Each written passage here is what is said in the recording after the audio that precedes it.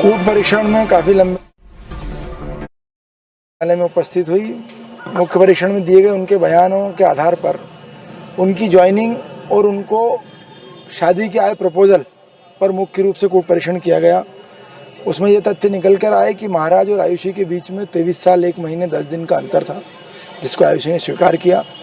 मेरे द्वारा ये पूछने जाने पर कि इस अंतर को देखने भर से क्या आपको असहजता महसूस हुई, आपको लगा कि अंतर सामान्य नहीं था, तो आयुषी द्वारा कहा गया कि यदि कोई किसी से प्रेम करता है तो फिर उम्र मायने नहीं रखती। ऐसा कुछ इसी तरह का जवाब उनके द्वारा दिया गया।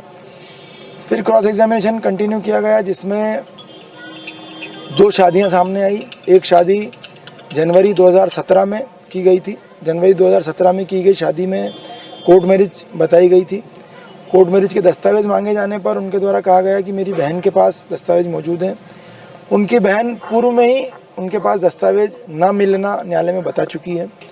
तो इस प्रकार जो 2017 की कोर्ट मैरिज बताई गई उसका कोई दस्तावेज रिकॉर्ड पर मौजूद नहीं था। आज 30 अप्रैल 17 में एक और सामाजिक शादी की गई थी।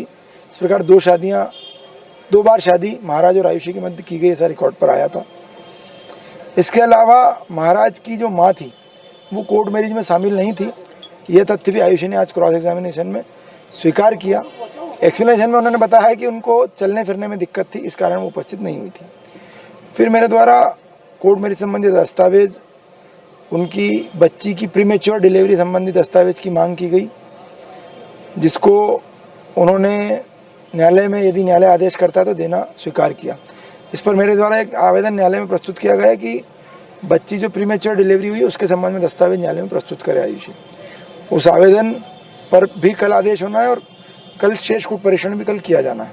लंबे समय बाद आयुषी कोर्ट के सामने हाजिर हुई थी और अचानक से फिर कोई किसी तरह से कोई डेथ का बता के चली गई, तो वह क्वेश्चन पूछा गया कि नहीं, या उसका कुछ प्रमाण दे वो इतना समय बाद कैसे? अभी इस सब बिंदु पे भाई क्रॉस एग्जामिनेशन होना बाकी है, और चूँकि कल का अवसर भी है, आज यदि मैं सारे सवाल पूछ लेता तो कल पूछना रह जाते।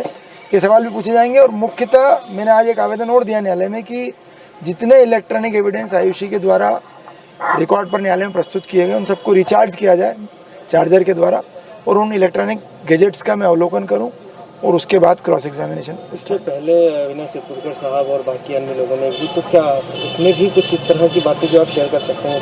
अलग अलग बातें आई हैं, अलग अलग तथ्यों के साथ में।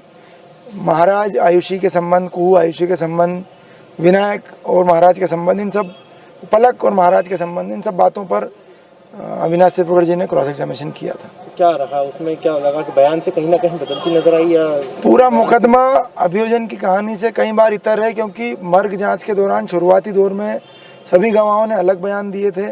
कुछ समय पहले ही महाराज का पीए समझ लें या एडवाइज़र समझ लें, शेखर शर्मा पंडित, वो आया था, उसने अभियोजन की कहानी से उलट बात की थी, महाराज और आयुषी के झगड़े स्वीकार किए थे।